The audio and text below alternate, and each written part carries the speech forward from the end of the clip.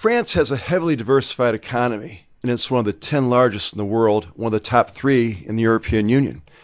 But with the enhanced oversight of foreign direct investment in France, like so many other jurisdictions, is investment in France a good idea? It looks like the answer is yes. We have a Jones Day panel here to explain why and to discuss France's foreign direct investment regime. I'm Dave Dalton. You're listening to Jones Day Talks. Based in Paris, Audrey Bunta has advised clients on numerous mid-cap and large-cap M&A transactions. Her practice focuses on private M&A, including both domestic and cross-border divestitures, acquisitions, and strategic alliances, contracts, and corporate law issues. Jones Day's Nicolas Bryce also works out of the firm's Paris office. He has advised clients on European and French regulatory law, such as foreign investments, export controls, privatizations, and sector-specific regulations. And Chase Kanicki, out of our Washington office, advises and represents clients in foreign direct investment matters, including filing CFIUS notices and negotiating mitigation agreements. He also represents and provides advice to clients in economic sanctions and export control matters. Audrey, Nicolas, Chase, thanks for being here today.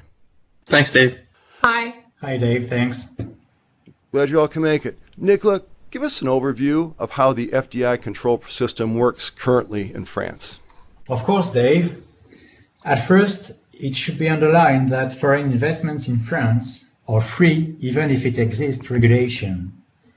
The requirement for prior authorization in France depends on 3 things. Firstly, the nationality of the investor. A foreign investor is basically a non-EU investor. Secondly, the structure of the investment. And thirdly, the nature of the activity.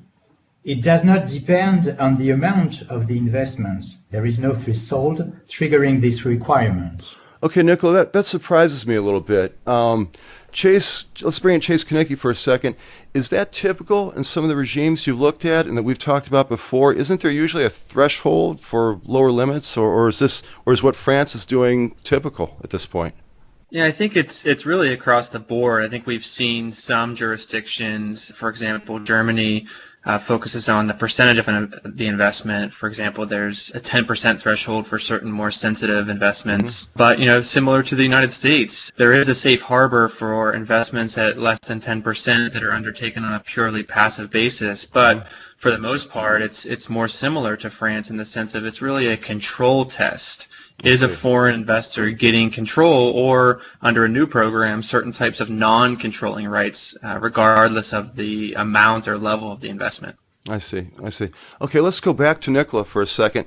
Talk about the types of foreign investments that might be subject to scrutiny in France. Yes, foreign investments may be subject to prior authorization in France when conducted in an activity that involve the exercise of public authority or falls within one of the 14 sensitive business sectors listed in the French Monetary Code, such as national defense and security, weapons and ammunition, dual-use products and technologies, mail interceptions and wiretapping, crypto, cybersecurity, but also artificial intelligence, data hosting, robotics, semiconductors, energy, water, transportation, space industry, electronic communication networks and services, and public health. As you can see, Dave, it covers a large scope of activities. Very, very broad. Probably, and Chase might back me up on this, that probably as wide-ranging a list as we've seen as we've conducted these sorts of programs.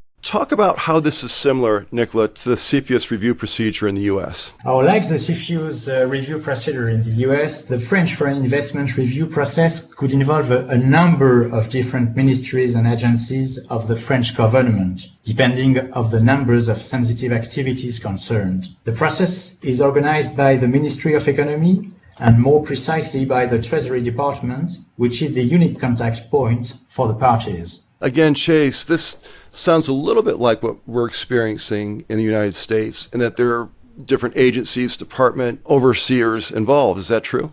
That's exactly right. In fact, the Treasury Department here in the United States also runs the process and is the point of contact for parties in front of CFIUS. And you do have a number of other U.S. government agencies that are members of CFIUS, including agencies like the Department of Defense, Department of Energy, Department of Homeland Security. So very similar to the United States structurally. Interesting. Nicolas, talk about the kind of investments that are covered by the French rules. Do they also recover the acquisition of assets, for instance?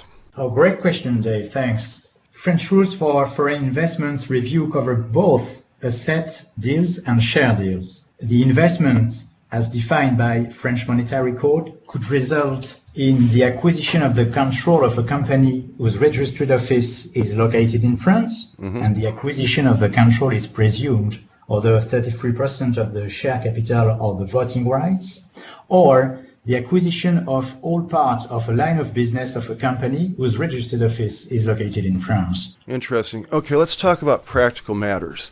Now, with this sort of oversight and these requirements, there must be some mandated filing reports and requirements. What's the filing procedure and timeline? How's it all work? Now, in each case, you identify a foreign investment in a French company who operates in a sensitive sector, a filing is required. The investor is responsible to file the application before the Ministry of Economy, and this filing must be realized before the closing. Generally, it's done after the signing of the SPA. Concerning the timeline, the French Ministry of Economy must complete its review of the proposed transaction within 2 months from the period the application is considered as complete, which means that any request for supplemental information from the Ministry stops the clock for a new 2-month period. The procedure is only complete when the Ministry of Economy is satisfied with the overall level of information received. Such timeline for the filing procedure is usually 4 months, but it could be 6 months or more for highly sensitive matters. Go back to Chase again for a second. 4 months or maybe 6 months, if it's a little more involved or complex. That's about what we've been seeing or hearing about in other jurisdictions. Is that correct? That's exactly right, and that's what we're seeing here in the last probably 2 years. And the CFIUS regime is, we advise our clients that if you're going to go through the full CFIUS process, you should plan for 4 to 6 months. So again, very similar to the U.S. regime. That's very interesting. Good enough. Let's start looking at M&A. We're going to go to Audrey Bontemps, please. Audrey, what are the key considerations to have in mind when preparing an M&A transaction in France? Could the Ministry of Economy impose undertakings for its decision? Well, there are, of course, many issues that need to be addressed upfront when planning an M&A transaction, and determining whether the deal is subject to any FDI review procedure is definitely one of them, as it may delay the closing of the transaction. Purchasers should complete an analysis to determine whether a prior approval is required, and if it is the case, parties will often discuss at what point such filing should be completed. Occasionally, it is filed before the execution of the purchase agreement in the interest of time, but most often, and as Nicolas just mentioned, it is filed immediately after the signing. Our recommendation is that the parties should coordinate closely at an early stage to be able to timely file the required documents. If required, and given the possible sanctions in case of non-compliance with the French FDI regime, the FDI approval will be listed as a condition precedent to the closing of the transactions. And parties need to be prepared to discuss remedies and conditions for obtaining the approval. In fact, and to your question, the French Ministry of Economy may impose different undertakings, such as, honoring the contractual obligations of the target company, maintaining plants and employees on the French territory, or maintaining R&D capabilities, and even to split and sell the sensitive business of the company to a third party. Okay. Parties also need to agree on a realistic long stop date based on the specifics of the deal and the risk that the FDI process may prove cumbersome. And pretty much like we do for antitrust approvals, we can assist our clients in, negotiating the relevant clauses of the purchase agreement, preparing and reviewing the different filings in France, but also abroad in close coordination with our other offices for cross-border transactions. And we will, of course, help them as well negotiating the proposed undertakings with the competent authorities. Good enough. In Chase Konecki, once again, this is sounding familiar. What I'm hearing from Audrey is get started early and I think kind of have a backup plan or expect the unexpected sometimes and be flexible as the transaction gets closer to fruition. I think that's exactly right, and I think it's that stresses the importance of thinking about these issues as early as you can in a deal and working with folks who have been through these processes before, so they can give you a sense of whether the French government, the French FDI regime, or under the CFIUS regime, whether the U.S. government could have concerns, and if so, what types of, we call them mitigation measures, what types of measures will be imposed on the parties to the transaction to mitigate those concerns. So I think the more the parties can think about those issues at the outset and agree what it is that they're willing to do and what it is that they're not willing to do. Maybe some mitigation measures for a foreign investor would cause the deal to lose the value that the foreign investor sees. And so I think it's, again, really important to think about those issues at the outset and agree on where the line is drawn. Sure. And I think, too, we've seen enough transactions now just in France, but a lot of cross-border deals. And with the foreign direct investment, with the new attention it's getting, we've seen enough deals now that people can probably anticipate the types of things they're going to raise flags, right? I think that's right. I think past precedent is the best we can go on to predict the future, and we certainly have some level of unpredictability around some of these new developments that are occurring based on the new legislation here in the U.S. But I think you're right. For the most part, we have a sense of where the U.S. government has concerns, whether a particular transaction might check any of those boxes. Okay, let's go back to Audrey for a second. And we're going to bring up what everybody seems to be concerned about and what's attracting a lot of attention, that being Chinese investments. Those are on everybody's mind when we're talking about foreign direct investments in the EU or the US or France in particular. Audrey, how are Chinese investments being reviewed under French FDI control? This is a question we often get from our Chinese clients who seem pretty concerned. Yeah. But like we tell them all the time, I think the key takeaway is that foreign investments in France are free, even though we have regulations to control FDIs. But there are no specific rules applying to acquisitions by Chinese investors or to any other investors for that matter. If you ask us, about blocking or clearance decisions, the thing is that they are not being published, but the conclusion on our part is that it has become pretty clear that the French government assesses each transaction based on its potential risk for France's public order and security. In practice, we know we can get clearance decisions for the acquisitions of French companies by Chinese investors. We have a good example of that last year regarding the acquisition of the Toulouse airport. And the conclusion remains that, like in any other major countries, the French government would intervene in case a Chinese investor would want to invest in a strategic activity or in military goods. Right. But the French government does not discriminate. It really assesses each transaction based on its merits. Overall, I think it's worth noting that, despite our pretty robust FDI regime, foreign investors continue to invest in France. The American consulting firm A.T. Kearney has recently published its annual FDI Confidence Index ranking, featuring France in the top 5 of the most attractive major countries for the first time. So again, having an FDI control regime does not mean, fewer foreign investments. Right, and two things. Number one, in the notes you and Nicola were kind enough to prepare beforehand, you called that out. And I guess I was surprised, and I hope that doesn't offend anybody, but you wouldn't think that. France is a relatively large economy and so forth, but to be one of the top 5 most attractive countries for foreign direct investment, that's encouraging, isn't it, Audrey? Yeah, our government has done quite a lot, to send positive signals to the business community and foreign investments. And last year, we actually recorded our best year over the last 10 years. We may also benefit, from, despite the overall political uncertainty, we may benefit from Brexit uncertainty as well. Yeah. So okay. Well, the future looks encouraging, and I guess the takeaway there is, France is open for business, right? Definitely. Okay.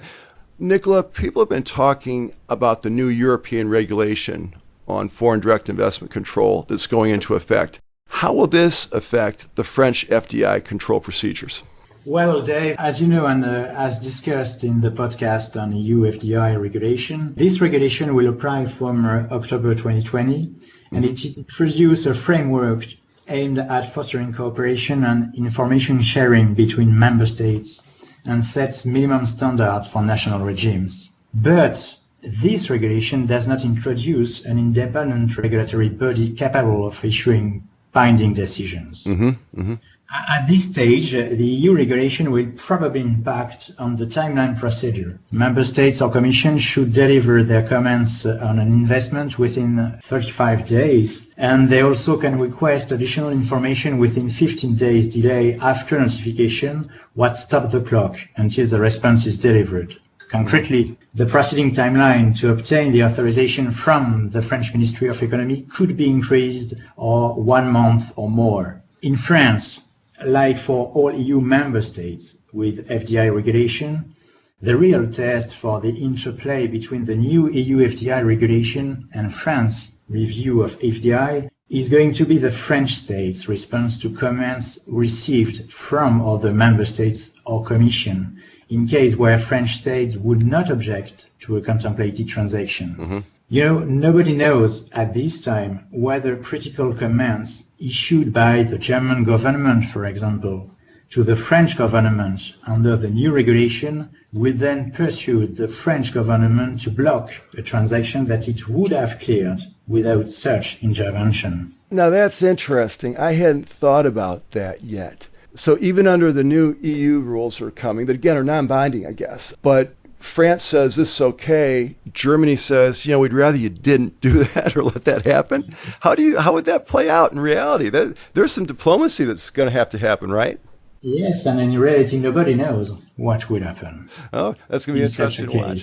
Probably everybody will stick to its position. Yes, and it could become a political issue, in fact. That'd be a fascinating story to watch that unwind. When that happens, and it will, please get in touch. We'll do a program just on that. So and let's wrap up today's program with one more question. And we always, well, not always, but we like to do something like this. We like everybody to get out a crystal ball, kind of think, okay, here's what I see. Here are the trends. What do you think is going to happen next? We'll go to all three. Let's start with Chase Konecki. In terms of foreign direct investment in the region, and in France in particular, Chase, anything ring a bell for you in terms of here's what you should look out for? Yeah, this just all sounds so similar to what we've heard, not only from the U.S. perspective, but also in the other countries that we've covered in this podcast series.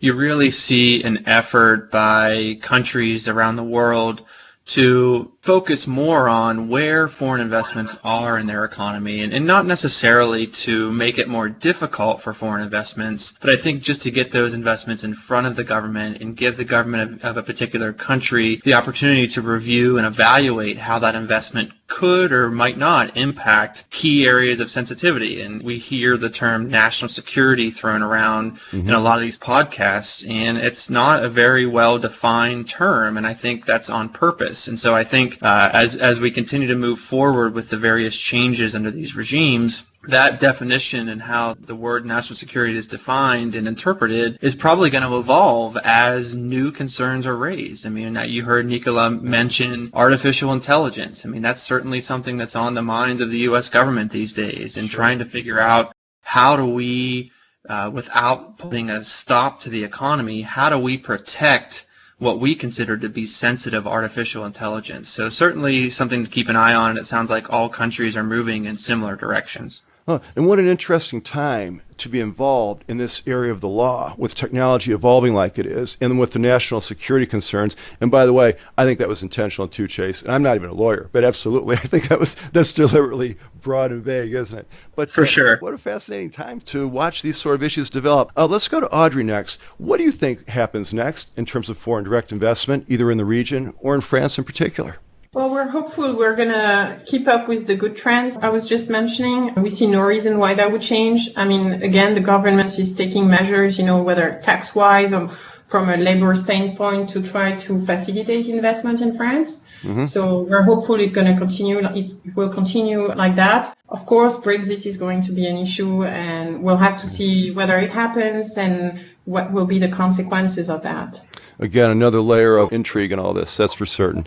Nicola, wrap us up. What do you see coming around the corner for FDI in France? As Chase mentioned, it's clear that FDI rules in all EU countries, and particularly in France, drastically increased last year, impacting M&A and private equity transactions.